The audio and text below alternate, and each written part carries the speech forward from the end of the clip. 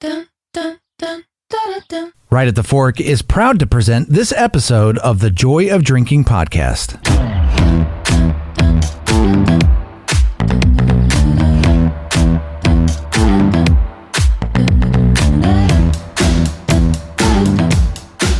Hi, everybody, and welcome to the Joy of Drinking podcast. It is September 2021 already.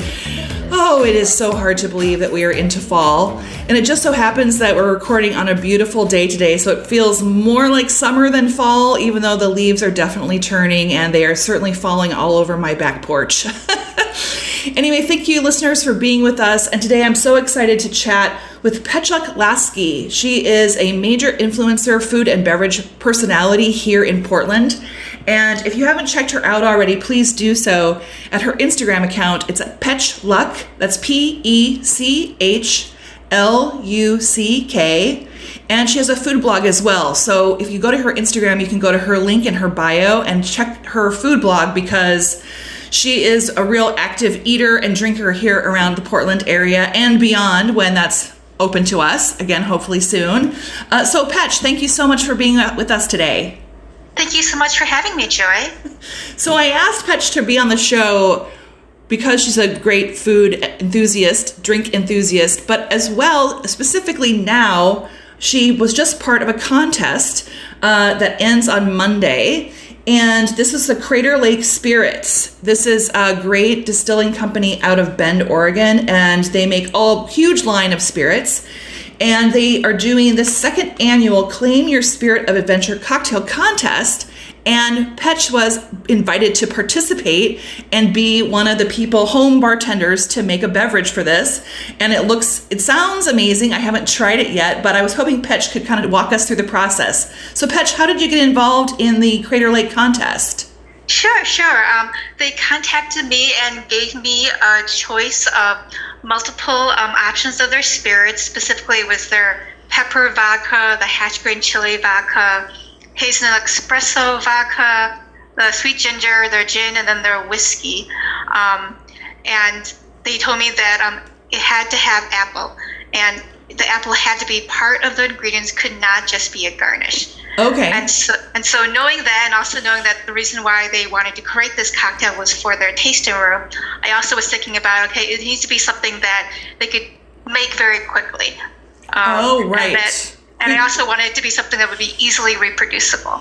Oh, very good. That's very thoughtful of you, thinking through the logistics. So the winner, listeners, if you're aware or not, the winner of this contest, then that drink for a limited time will be in the tasting room in Bend, Oregon. So hopefully we will see Pech's Autumn Rejuvenation in the tasting room. So Pech, can you tell us your process? So how did it start for you once they invited you to participate and kind of gave you the parameters, including using apple in the drink? Where did you take it from there?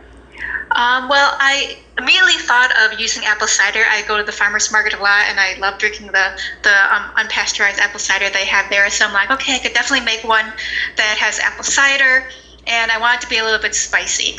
So then I had to think about, okay, so what do I want as the base spirit? I mean, as I mentioned, they have a pepper vodka, they had a hatch green chili vodka, and I thought, well, those already have a nice spice mix to it, but they had this idea of the sweet ginger, which I'm like, oh, I could add the sweet ginger and then also put in like something else as the spice mix, so it will sort of complement the apple a little bit, because I like the idea. So what I often have done in a juice cleanse before is that there's a juice I make by juicing apples and lemon and ginger, and then I throw in some cayenne pepper. I'm like, oh, I could do like a variation of that, but this time the ginger is coming from their ginger vodka.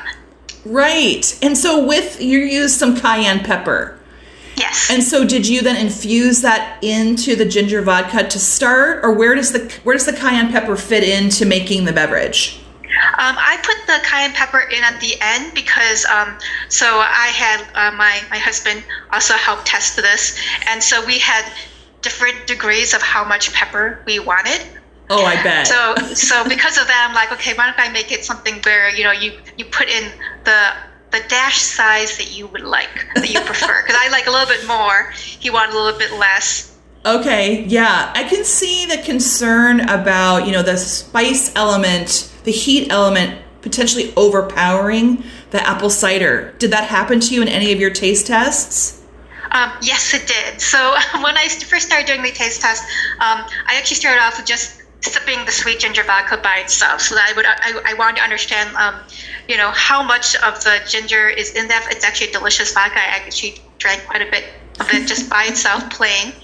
And then it also depends on your apple cider, right? Because I wanted to be open where, I used unpasteurized apple cider, but you could use like a regular apple cider, like if you want to be able to, share your apple cider jug at home with your family, then maybe you want, a pasteurized one, or just, there's different levels of sweetness depending on the apple, also on the apple cider. So I'm like, well, I want to make sure that you could adjust the cayenne pepper to the level of sweetness so that it could be a little more sweet or more spicy. Oh, good. I getcha. I see. And then there's lemon juice in this as well. So is that a heavy squeeze, or what is that like? For my husband, it was a really heavy squeeze. For me, it took me a while. So that was the hardest part, was measuring out the lemon juice, because I wasn't sure how much I was squeezing. So, because I ended up having, I think, 2 ounces of the vodka, 2 ounces of the apple cider. So the lemon juice is really for that acidity, to give it a little bit of tartness. That way, it has like the 3 levels of like the slight sweetness, the little bit of heat, but then that little bit of acidity, and to balance it all out. So I think a heavy squeeze is really good if you have a very sweet apple cider. Right. It would vary, again, like you said, depending on the apple cider, which of course depends on who's making it, the type of apples they used, that sort of thing. And so then for serving it, so what did you find was the best serving? Lots of ice, one block? What's the best serving suggestion? I only used a couple cubes of ice, and I just stirred everything. I keep my vodka in the freezer because I also like to drink it, by itself. So I want it already pretty cold for that. And, most people have to keep their apple cider in the fridge. So most of the ingredients are already going to be cold enough, I think. Yeah. And have you had a chance to try it warm? I have not tried it warm, although I thought about it.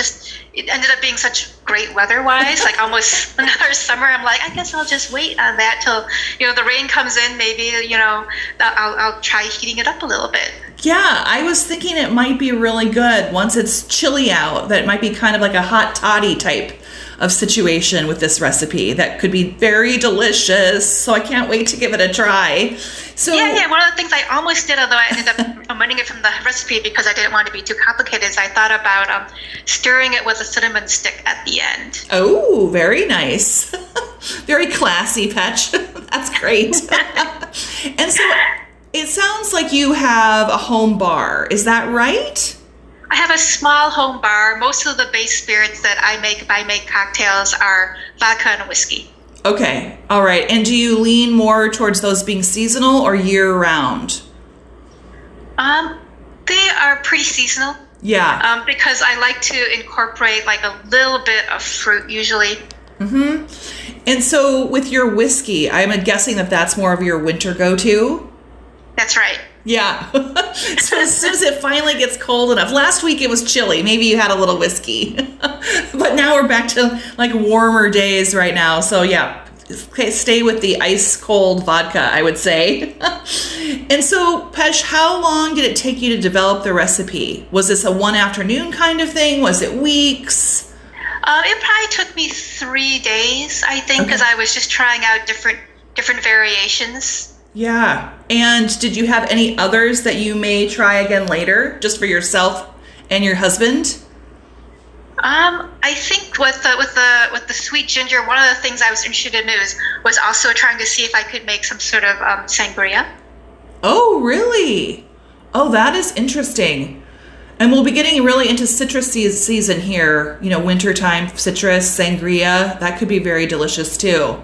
Yeah, I thought it'd be interesting to put in the sweet ginger with wine, and then muddling it with more fruit, and seeing what could come out of it. It's definitely a unique flavor to have sweet ginger in vodka, I think.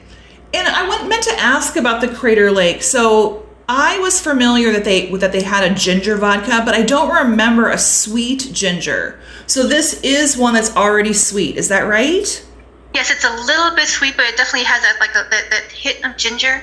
Yeah. as well, which is nice because one of the options I also thought about is like instead of using a ginger ale, for a cocktail, using the sweet ginger vodka instead. But I ended up just going with the apple cider and the spiciness, just because I also sort of like the idea of this cocktail being an immune booster, because that's why it's called Autumn Rejuvenation, because it has the apple, lemon, ginger, and cayenne in it.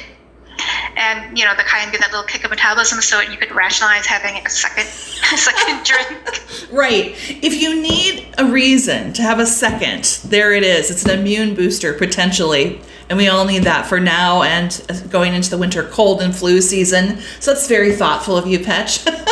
You're welcome, everybody. Right. And so I noticed that you've been really active on your food blog recently. At least this month, you've attended several places that look delicious. And I wanted to check in with you about that because that's such a mainstay. How long have you been doing the food blog? It's been a long time, right? Yeah, it has been a long time. I think I first started the food blog when I first moved here. That was 10 years ago, actually. Because I was new here, I didn't really know anybody, and so it was my way of connecting with my family because we all love food. I'm trying to show them, here are the things that are delicious to eat and drink here in Portland. And then I started to make a lot more food friends, and it just kept spiraling from there. So I've been keeping it up for a long time. But I also just love outside my food friends and my family, just telling the stories now of all the different local creators, both in food and beverage. Yeah, I think it's wonderful. And I noticed that you just went to Grace. How was it? That was amazing. I didn't know what I was going to think when I saw some of the combinations of global influences and flavors and techniques that he was putting together, but they somehow worked. And it was also just a great, I think, perspective that he has in terms of a lot of times when people think of like having different global influences, they think of it as being fusion food. But in the food that Chef Brian Hahn is doing, he's having them almost equal. So, for instance, one of the dishes I had both Thai curry and it had Mexican flavors in it. So they had both, different spices in them, but they were both equal. And so they weren't diluted in any way, but they also came together in a complementary way. So I was confused, but also really intrigued me as more ideas like that on his menu. Oh, that's great. And did you have any special beverages while you were there? Yes, I did have a couple cocktails. I thought it was really interesting that they have their own infusion program that I guess that they're putting together. So I'm interested to see if they're going to make more and more cocktails there or not, or if this is just because I also allow you to put in a shot with any of their juices, and I do some really interesting juice combinations as well. So that is another rationalization that you could go there and have some healthy juices with a little bit of alcohol in it. Right, that sounds great. And I have not been yet, but I'm very intrigued by the menu, and so I'm glad to hear that you had such a good experience. And I noticed, so listeners, I happened to see in person Pech at the beginning of the month, I guess it was, for Quaintrell's reopening in their new space. And Camille there has an incredible bar program. You've got to go check out Quaintrell. The back area is where Camille's bar is, and she designed it head to toe. It's gorgeous. And we had a chance to sample some great wines while we were at that opening event, as well as Camille's punch. So she has a really delicious punch that's a mainstay, I think, of what she offers. And I think that, Pech, did you go to Little Shalom and they have a punch as well, maybe a non-alcoholic something or other? Yes. Yeah. Little Shalom is interesting because they have a couple different non-alcoholic cocktails using, I'm not sure if it's how you say it, Wilderton? Yes. Yeah, so I thought that was really, really interesting, be able to see people be able to look at no-proof cocktails and offering a couple different options where it's more than just juice. And Camille does that at Quaintrell as well. And she's definitely one of my favorite mixologists in all of Portland. So everything she does is fantastic. It is. It's delicious and gorgeous. I mean, everything is so beautifully thought out, from the glassware Camille collects vintage glassware, so if you're lucky enough to go in, you'll have a drink in a beautiful glass. The garnish will be gorgeous, and it's delicious as well. Not just she thinks about the full experience, both like visually and texturally with the garnish, as well as like even the way she describes it on the menu is more than just, here are the ingredients. This is the experience flavor-wise that you're going to get. Exactly. So, Pech, do you have any drinks or food programs that you're excited to test out in the next month or so that we should know, that listeners should know about, so we can get them on our radars as well? Just to put you on the spot. I'm really interested in going out to Lazy Susan. I've been seeing some other food influencers go out there, and the cocktails that I think Michelle is making out there seem pretty fun. I've only gotten some brunch boxes there, very early on in the year, and now that that they have the space open, I like to go there and have more of the beverages when they're not in to go format. Exactly. And I had the chance to go there and sit outside for brunch. Oh, gosh, sometime this summer. And yeah, Michelle's beverages were delicious, and the wine list is great. So it's a great spot over there in the Montevilla neighborhood. It's great. I thought I was going to really miss Country Cat, which I do, but Lazy Susan is a great newbie on the scene that's in the old Country Cat spot. Pech, any other recommendations that you have for people? I think most people have already heard of Eric, and like he does a bunch of consulting as part of Shipwreck, and so I think that the work that he's doing with him is great, but he's also been consulting with Oma's Hideaway or Takeaway. I'm a little confused sometimes between which two of those, but I think it's Hideaway. But I'm interested to see, like, as the seasons change, what he's going to bring to both of those establishments for the fall. Once we're, I guess, slowly moving out of slushy season. That's right. I guess for some people, slushy season does end, but not for all of us. Confession. But right, Oma's Hideaway, right? I think it was takeaway because it was takeout only. And I think they did now rechange the name to Oma's Hideaway. I think that's right.